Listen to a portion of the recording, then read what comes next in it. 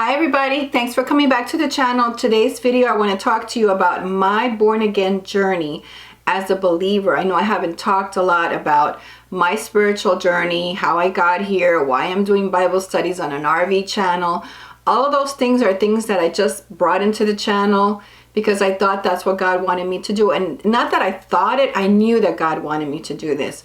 But now I'm in a different chapter of my life with this situation with my wrist that I have taken a couple of months to get off YouTube, to really see what it is that God wants me to do. And even though the future plans are not yet revealed to me, there are certain things that I do know that I have to continue to do. And one of them is this channel, to continue to post Bible studies when God leads me to those, because I have a passion for Him and His Word and certain things He just wants me to talk to you about. And especially now in the book of Job Bible study that I'm going to be doing, this is going to be a very different way of doing the Bible study, because I'm going to be implementing my personal relationship and how do I want to say it, the way that He's taught me through this Bible study. Everybody is going to have a different journey in their life with God, and that's a wonderful thing with God. He takes us on individual journeys.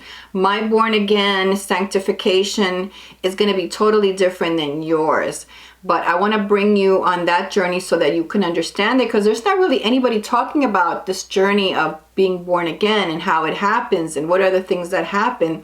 So that's why I want to share that story with you, especially in 2019. That was the year that I just turned my life over to God, and I said, that's it. This is it. He wants me to do this. And I'm going to share with you the story of what happened to me in a mountain out west, boondocking in an RV, and why I came back. I was so passionate with Christ and wanting to just give my whole life to Him, and this channel, give it to Him as well. So with that said, let's get into our conversation for today.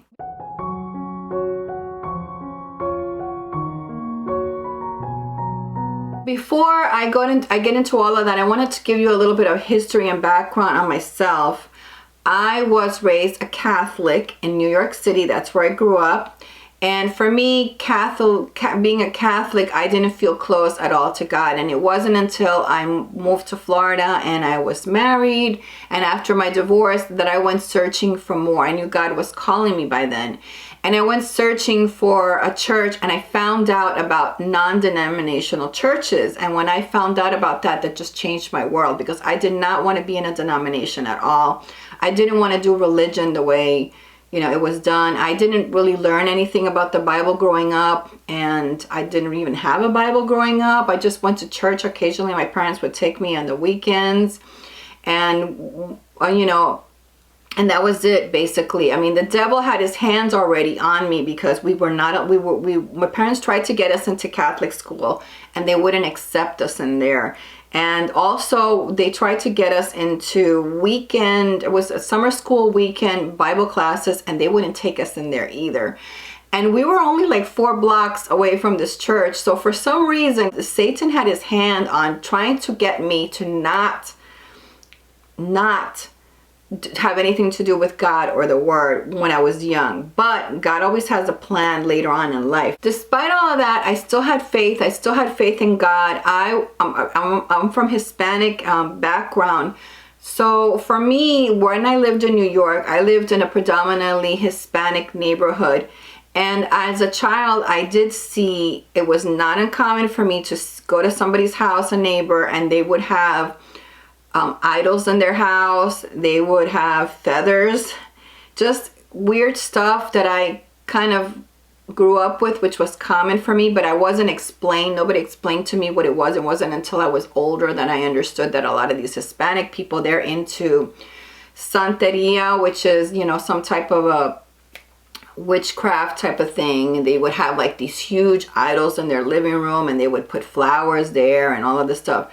And later on I found out what all of that was, but I just was never, like, we didn't have that in my house. My house was never anything like that. So when I went to somebody's house and I saw that, it was common, but I always thought that it was unusual. But I still had my faith always in God.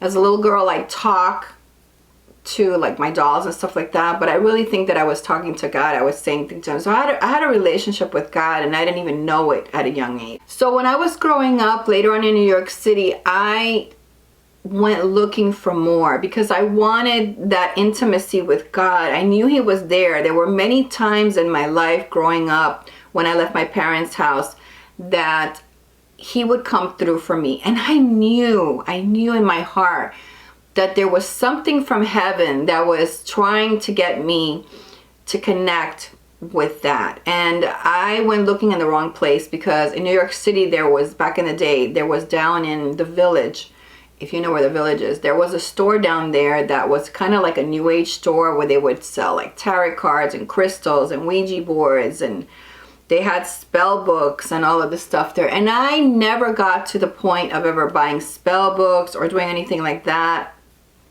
But I thought tarot cards were okay. I was into astrology. I did go to a palmist once, and she wasn't very good. And, you know, things like that, what I was into, I didn't really realize, because I was not reading my Bible at the time, I didn't realize that those things were bad. I was into the world, and the world was kind of taking me on this, you know, the current of the world. And for me, all I really wanted was to get closer to God. And that's when I got into the new age, and then I got into yoga. And for me, it was like trying to do those poses with yoga was kind of like praying to God, but I didn't really realize that I was really praying to a different God. And now that there's a lot of information about yoga and who you're really praying to and the positions and what they're about and what they are, and now I understand all those things. So you had to repent of all of this stuff later on when I got back. Actually, it was in 2019, right after that breakup that I had, that even on the way back, God was already leading me. He was showing me there were crosses. A lot of my videos, you'll see that. If you noticed it, there was crosses, and I made it a point to film them all the way on my trip back home.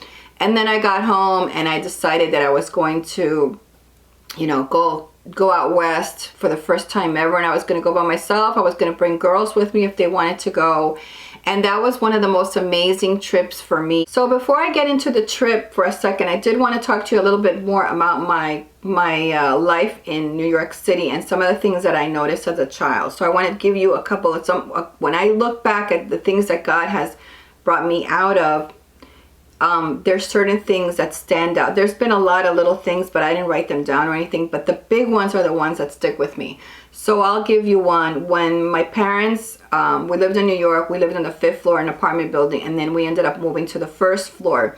And in the 1st floor, the people there had died. There were tons of antiques and a lot of stuff that was still in the house, and it was taken out. And we found the Ouija board there. Me and my sister, we were very, very young. We didn't really know what it was. And we started playing with it at one time. And we got so scared. We didn't know what it was. We didn't read the instructions. We just kind of, my sister was older than me, so she kind of knew a little bit of what to do. So we sat there and we started going, and we got so scared because it felt like it was picking up its own energy, and this thing was moving on its own. And we got so scared, we just like put it in the box and put it away, and we put it in the trash. That's how scared we were.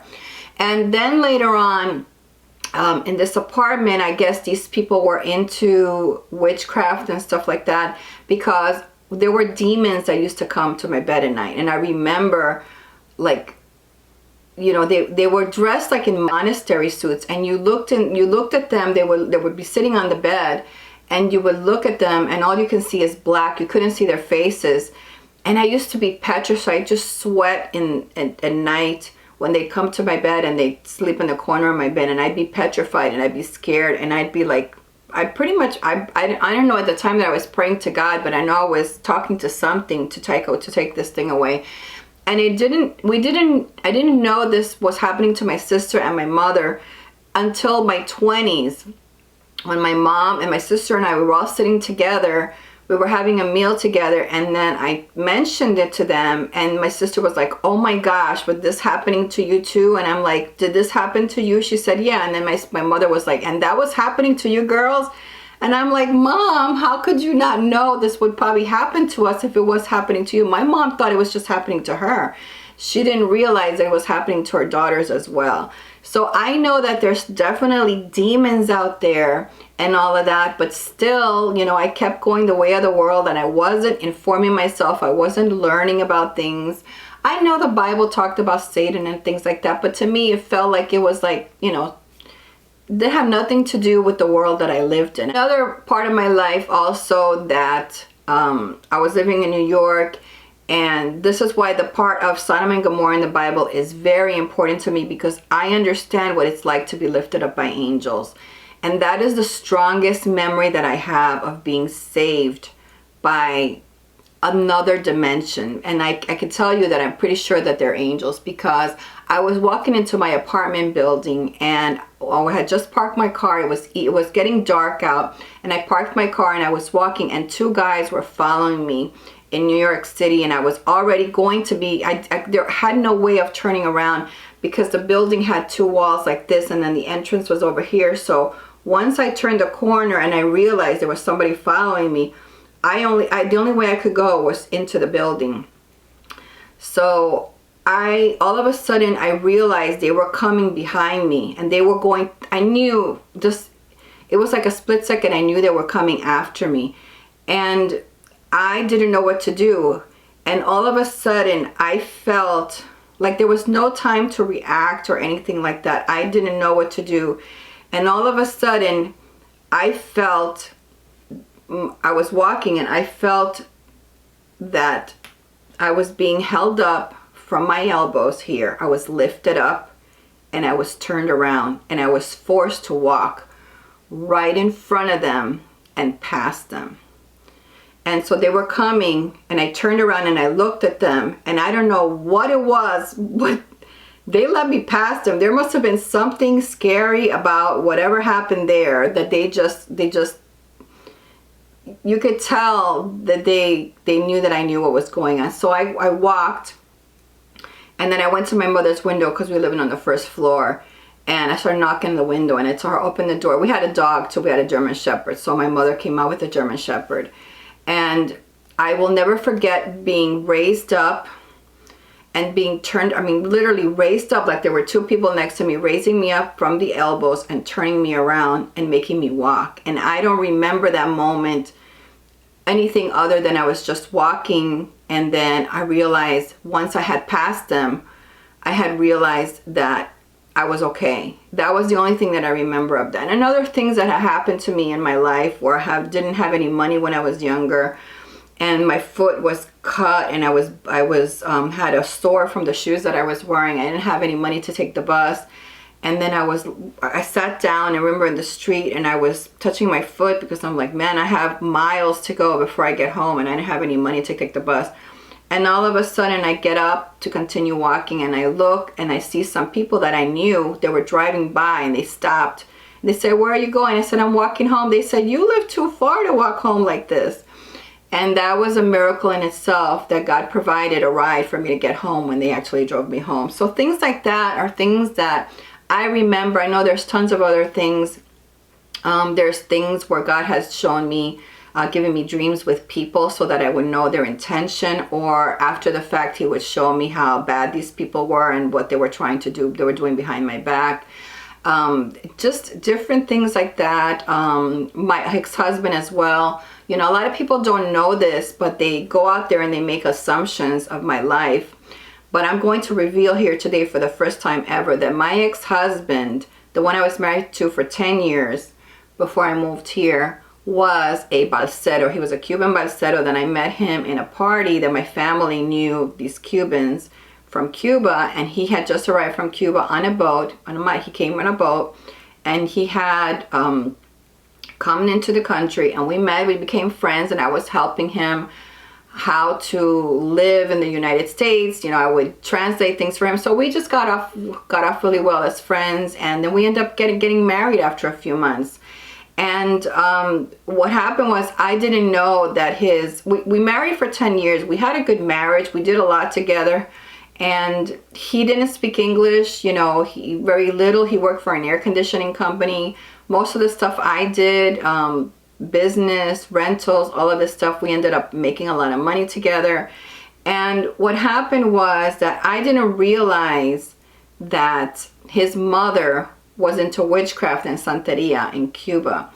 And then later on, I found out after we were married about all of this, and then all of this, there were things that came up in the marriage with witchcraft and stuff like that. And I just knew that it was wrong, and I didn't want to partake of anything like that. And later on, I got to see who he really was. He was also following this kind of a lifestyle. So for me, I can honestly say that, you know, even though I've had good years with people, once people start getting into those witchcraft and things like that, God is already moving me out of the situation, because he doesn't want me to be around people like that, to try to infiltrate my life as well with those kind of things. So now I'll talk to you about fast forwarding to 2019, when I decided to take my trip out west. I'm going to tell you that that was the trip that changed my life, and I wasn't even thinking about anything like that. I'm just going to tell you that most of that trip, as I'm driving with the other girls, and there's a playlist for that trip down below. When that trip, when I was driving, I cried a lot in my car alone as I was driving, because God would just take me from beautiful place to beautiful place. We didn't really have plans where we were going. We would just drive. We would go, we're going to go to this place, and we just get on this road, and it would be like the most amazing scenic road I've ever seen. And I just, I would cry. I would literally be crying inside of my truck, with my truck camper, because I was driving through these areas and I knew that God was taking me through. And then another thing, I would see crosses on the road, and they were highlighted to me. Like, the girls wouldn't even notice the stuff, and there would be like a cross over there and a cross over there. And a lot of times I would be driving, and the telephone poles that looked like crosses, they didn't look like telephone poles to me. They were like thousands and thousands of crosses, because God was highlighting them for me, because there was something that was coming that he was going to do in my life. And he started kind of bringing me slowly to that place, so that I could understand that it was really about me being chosen. He was choosing me to do this for him. For me also, this journey that I've been on has been a journey of learning, because I didn't get my education from being a Catholic in school or anything like that. And so God has been leading me through this entire journey of understanding about bloodlines and people, and demonic possession, and how you really have to be careful about, when you're focused for God, how people are going to come into your life to try to get you off the focus of God. And just so many different lessons that I've been learning till today, and still learning them from all of this that's been going on in my life. And then the other thing he was showing me as well, he was showing me how to find him in creation. You know, that Bible verse that talks about, you know, you're going to see him in the creation. And that happened to me. I actually saw God in the creation, and I saw that he was calling me through Jesus to come to him, and it was so amazing. So I'm going to tell you now, and I'm going to show you the proof in this video that nobody else knows. None of the girls have ever seen this, because this was something that I kept very quiet, even though I did speak about it, but the girls thought that I were crazy. I'm going to talk to you about the day, and I'm not going to give you the location. I do have it on my phone, the location of where it happened, because someday I plan on going back to this place. This place, I'll tell you what happened. We were trying to find a place to park. We had a Class A, and we had the vans, and we had RVs, Class C, and we're trying to find a place to park all of us. We wanted to be like in a campground, so we thought we'd spend the night at a gas station. So we went to the gas station. I realized we're not gonna fit here. So the girls stayed there doing their stuff, and I said, look, I'm gonna drive, and I'll let you know when I find the location. It was a BLM spot that came up on my phone, and I thought, let me go check it out first before I send all the girls over there. So I took off by myself, and all the girls stayed at the gas station. They were filling up, they were dumping. I think there was a dump there. They were also doing all that. And I took off by myself to this BLM location. Now, 2 nights before, we did not have a good BLM spot. It was really wicked and sinister place that we were at. A lot of the girls couldn't sleep. There was a lot of weird things that were going on there. It had really bad vibes, but me, and I didn't feel anything. And that was the case in a lot of places that we went to. The next morning, the girls would tell me, they're like, you didn't see this and you didn't hear this. And I'm like, no, I was at peace. So that's one thing that God gives you. As if there's turmoil or there's places that have bad spirits in it, if you believe in Christ and you are under Christ, you are going to be sleeping very well despite all the things that are happening. So what happened was that when I got to this location, I loved it. It was great. It was really nice. It was kind of weird though, because it was when I got outside, everything looked normal to me. I looked around and everything was normal. It was very windy and it was mostly desert, and there was beautiful mountains at the end, and I thought, oh, this is going to be beautiful for the girls. So I let the girls know to come there and be there, that I was going to be there and we were going to spend the night there. So later on the girls came and I stayed in my camper and I was working, and then all of a sudden I go outside and I see this cross on top of the mountain, and I don't remember when I got there that I had seen this cross. It was a black cross and it was very pronounced. So I came back inside and I remember thinking, that's really weird. So I look out through my window and I still see the cross there. So I come inside and I'm like, that's really weird, because I would have noticed that. It was a big cross way up on top of the mountain. And so I go out back again and I see the cross again, and I'm like, this is weird, because I know that cross wasn't there. So I come back inside. So when I go back outside again, I see Pam, and I asked her and I said, did you see the cross over there? And she said no, she didn't see the cross. So that's when I was really like, okay, this is personal with me, because I see the cross over there. So I went back inside later on, we walked, we did some stuff, and I was like, whatever. I live with the fact that I didn't talk to any of the other girls about that, and I didn't tell them, yeah, I see a cross there. I didn't tell them none of that, because I thought I was going crazy. I thought, this is crazy, because I've been seeing crosses all over the place. And the girls see this change in me, they've heard me crying, they've seen changes in me. So I didn't make anything of it. And the next morning, what happened there was something amazing that happened with one of the girls that I ended up having to pray for. I'm not going to get into the details, because this part of the story is very private of what happened there. And I didn't really know a lot of what her situation was, but I know that God woke me up and wanted me to pray for this girl. And my friend called me up from Miami, and he also belongs to a church, and I said to him, God is telling me to pray for this girl. He said, you got to do it. I'm like, look, I don't know what to do. I don't know what to say. I've never done this before. He's like, you got to pray for her. You got to take her and you got to pray for her. And I'm like, I don't know what to do. So I got off the phone with him, and something inside of me just said I had to obey God. So I go running to a camper and I knock on the door, crying out of my head, and I said to her, I gotta pray for you. I gotta take you. I gotta pray for you. And she's like, what? I'm like, please, I gotta pray for you. She's like, okay, whatever. So she gets in my RV, and we didn't tell none of the girls what was happening. She gets in my RV and we start taking off down this road towards the mountain. And I'm going in the direction of the cross. But now, this next day, I don't see the cross anymore. She's like, where are we going? I'm like, I'm going to the cross. And we're driving and driving, getting closer and closer. I don't see the cross. The cross is gone. So I stopped the car and I prayed for her there. And I explained to her what had happened to me and this and that.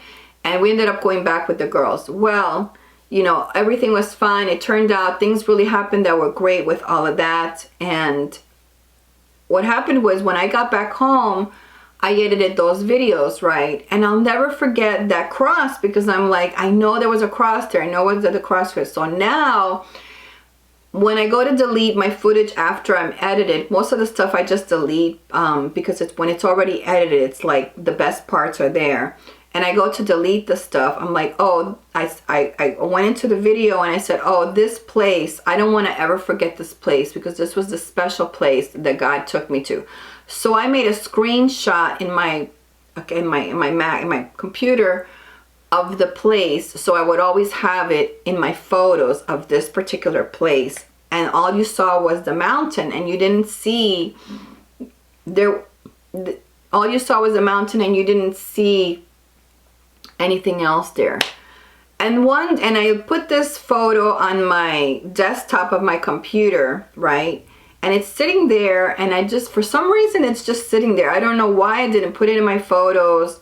I didn't do any of that. And one day I'm sitting on my computer and I'm like, was that cross there? So I take the magnifying lens, like I'm going to show you here now, and I take the magnifying lens and I start opening up the photo, and the pixels start to get distorted, but you can see very clearly there was a black cross on the mountain. All right, so here is my Mac computer, and you can see right down here is the picture of the cross.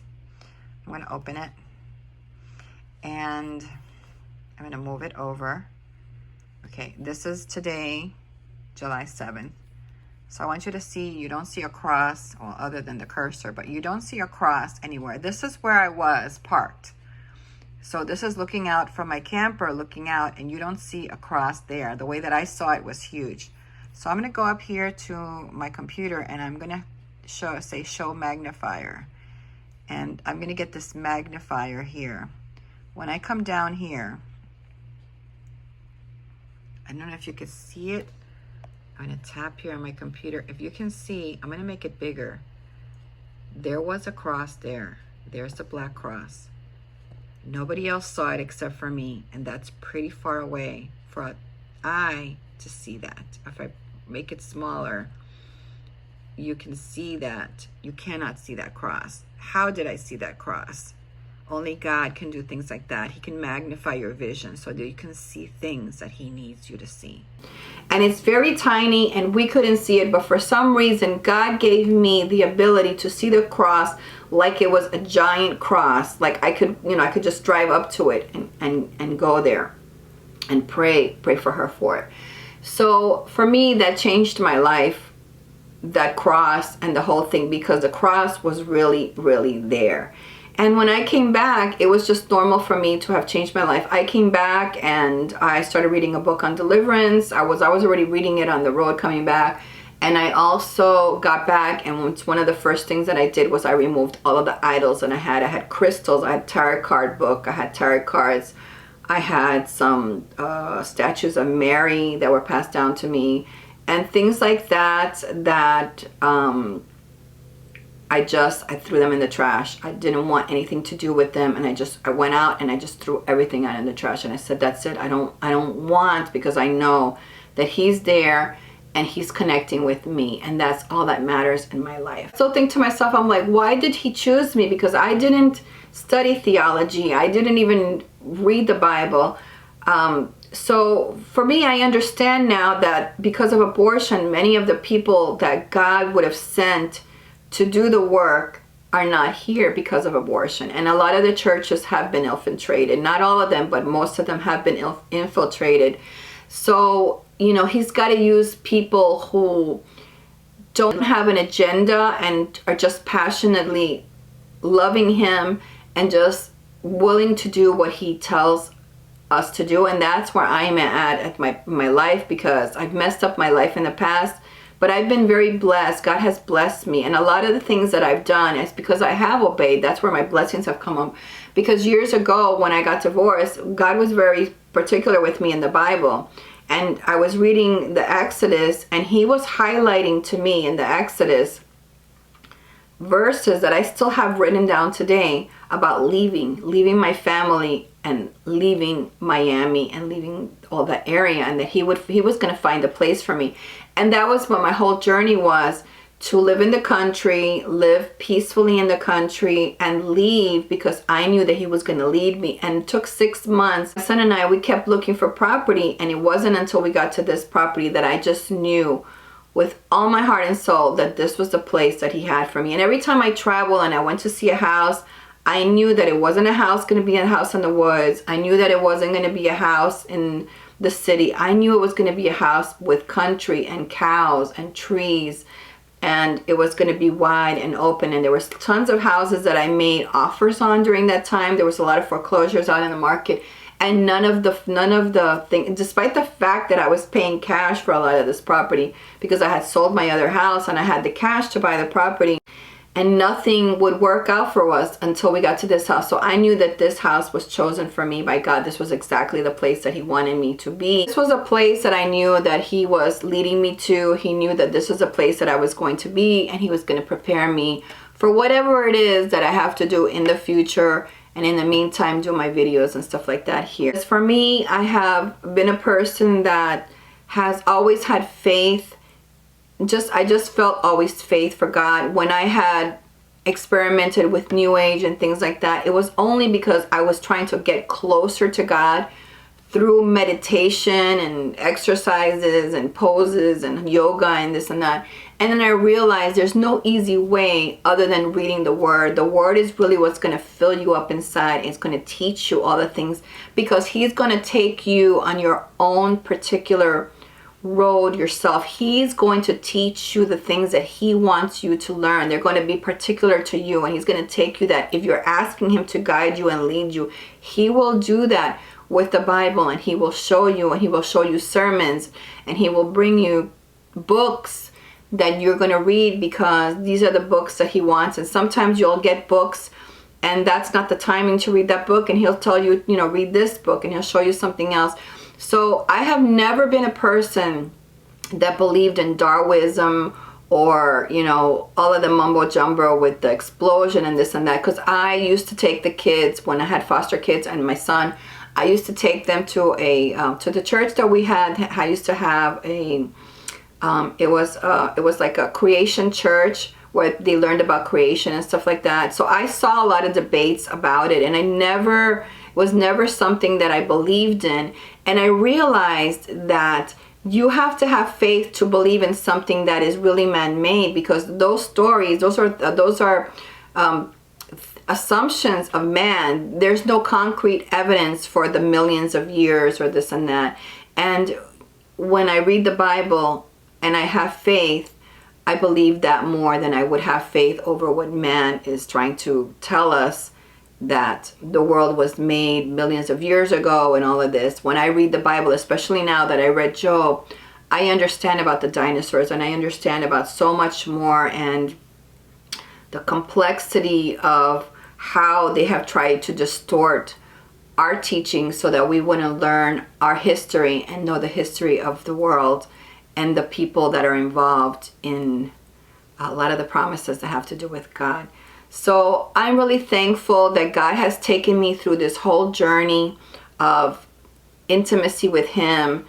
My accident that I had recently was because I was looking for a way to stop with the distractions and really get closer to God. And he took those months for me to really get close to him and really get into the Word. And even though I had my friend here and he was helping me, and I couldn't do a lot of Bible study because there was a lot of things going on with going to appointments and doing things on the property. But after he left, that was all I wanted to do, was get in the Word. And I've been able to do that in the last few weeks, is really get into the Word and study the Word. And just love him so much, to the point that, I rather give up YouTube and I rather give up all of that than my time with him. My time with him is like, it's like water. It's like I need it. I need it in the morning. I need it sometimes in the evening. I need to be able to talk to him, to speak with him. And my soul just craves for that. And I want you to understand that is the level that you get to after you become born again, and you are a person that is following God. You are trying to be righteous. You are not sinning. And you get to the next level, which we call sanctification. And that's where I'm at now. But sanctification requires you to be at that intimate level. And if you don't stop the things you're not supposed to be doing, when he tells you and you continue to do them, you are going to go through something like I did, which is considered the dark night or the 3 days of hell, because mine particularly happened on Good Friday, and it was Sunday. It actually was 3 days exactly when I felt that I was revived again. I felt like I was a new person, like my life had changed and I was going into a whole new way of life. So that's the way that I see it. When you're born again, you can go through this dark night moment where God's going to bring you through this very difficult time in your life. And you are going to get to the point where you are going to either reject him or love him even more. And that's the point that I got to, and we'll talk about that when I get into my Job study.